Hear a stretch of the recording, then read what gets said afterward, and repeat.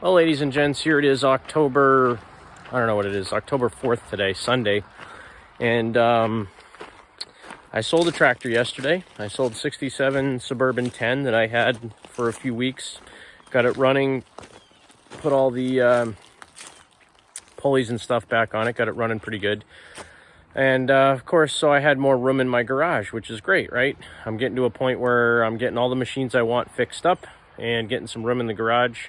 Well, because I picked up all those loaders last week and I got one of them put on my red Roper, I needed some new tires for it. So I was going to just buy some ag tires for the back and something for the front, either a V61 or some tri-ribs for the front. And then I started looking around. A buddy of mine that I did that yellow and green SS16 for ended up having another SS16 for sale for he wanted 200 bucks for it. I paid 175. I thought it was a good deal. He was happy with it. So had some ag tires on it. Also had some brand new tires on the front. So I'm gonna go ahead and flip the camera around and show you guys what I bought. So here it is in all of its glory. Been on Facebook Marketplace for a while. He had a loader on it. He sold the loader and he was having trouble selling the tractor. I don't know why nobody wanted to buy this thing. I mean, realistically, yeah, the nose cone's busted. So what?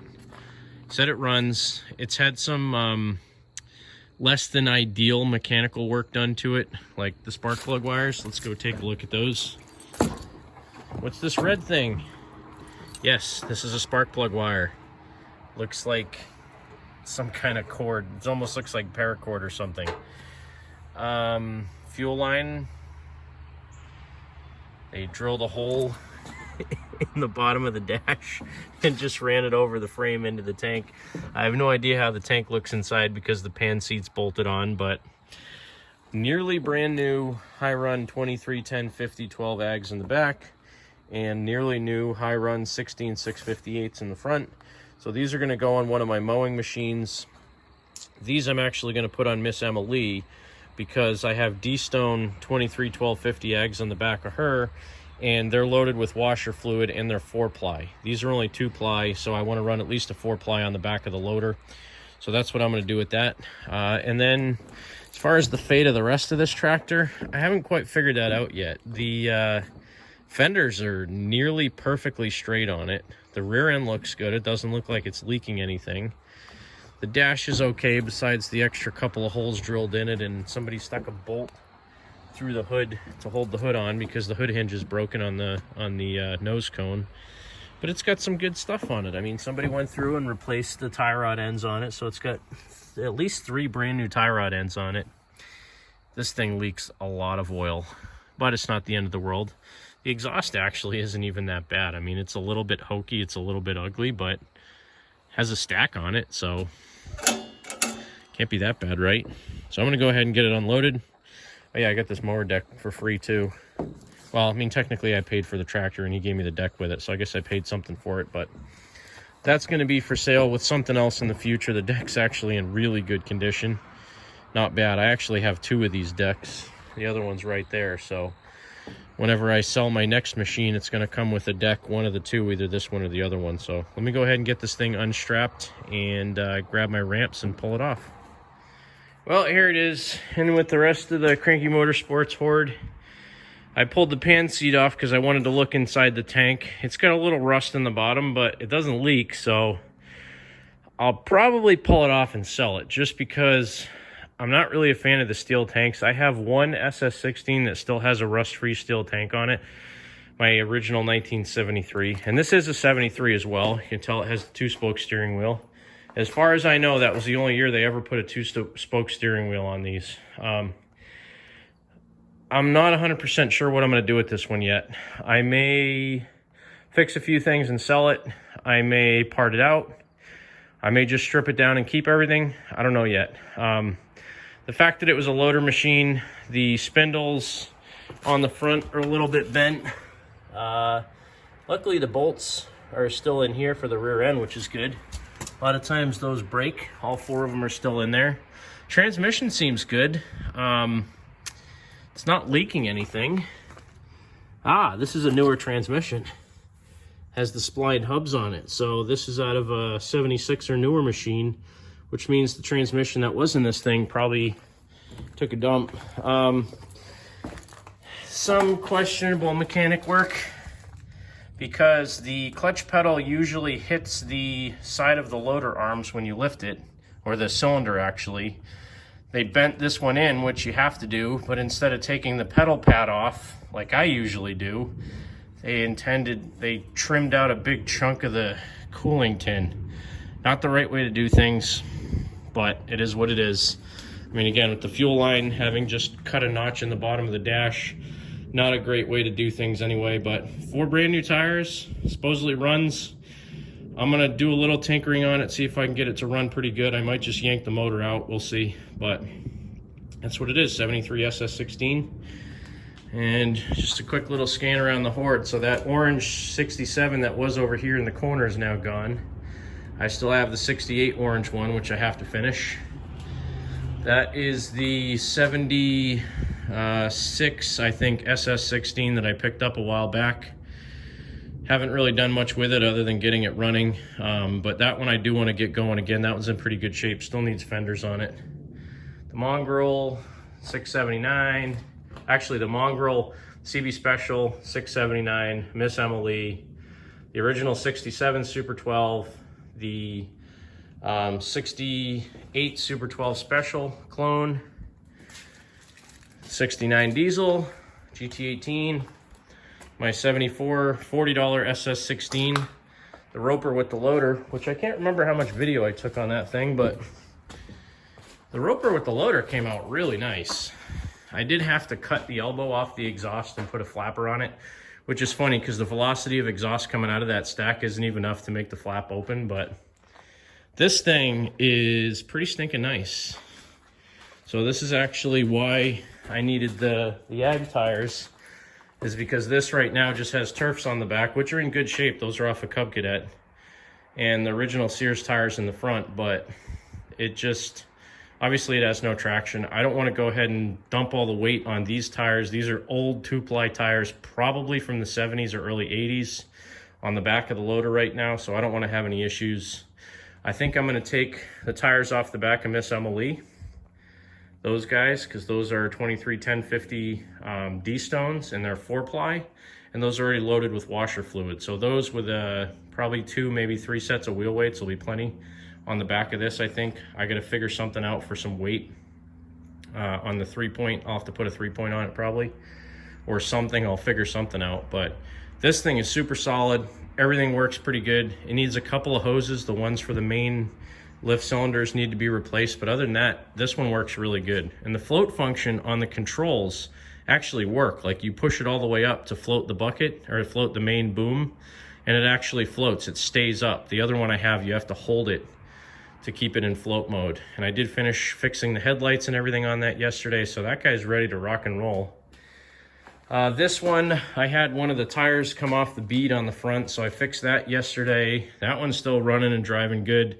The pump on that one makes a little bit of noise, but I'm almost wondering if it's because I put a smaller suction hose on that, because I went from like a 3/4 inch soft rubber line to a 1/2 inch hydraulic line, and I wonder if it just can't suck the fluid enough so the pump is cavitating.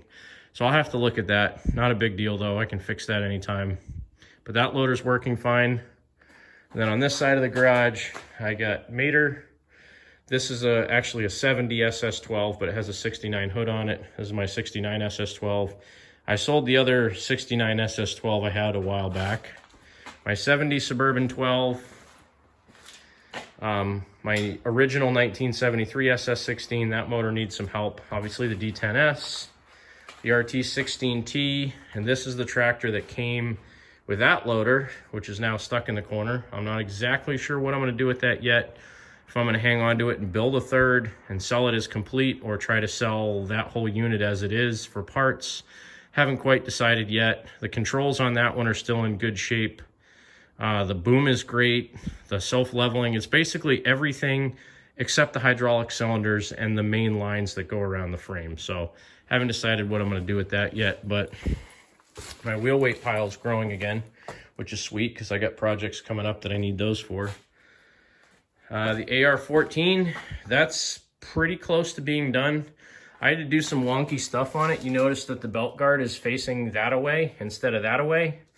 That's just the way I had to put it on to get it to clear everything. And I don't plan on using this with any attachments except maybe a plow. I have a dozer blade I might stick on this winter and try plowing with it because it should have some pretty good traction. But that guy's just about done. Gonna put the headlight panel back in, and I was gonna stick some lights off the side of this, but I might just put original headlights back in it. My snowblower tractor is in the garage right now because I have to rewire it. Last year when I had it running, I had an issue when if I turned the headlights on, the engine would shut off. No idea why. I had rewired it, but there's so many splices in there. I just bought a couple of new wiring harnesses and some new ignition switches, and I'm starting from scratch, rewiring the whole tractor. There's only 5 wires, it's not a big deal. So that one's in here for that, and then the ST12 I pulled in here because the carburetor was leaking really bad, and I had to change the needle in the bottom of the, freaking mouse scared the crap out of me. Yeah, I have mice living in my garage. I gotta get rid of those too, because they piss me off. I hate mice. Probably saw him pop out over there. He's underneath my wire. See if he comes back out. But the ST12's in here because the main needle on the carburetor was leaking.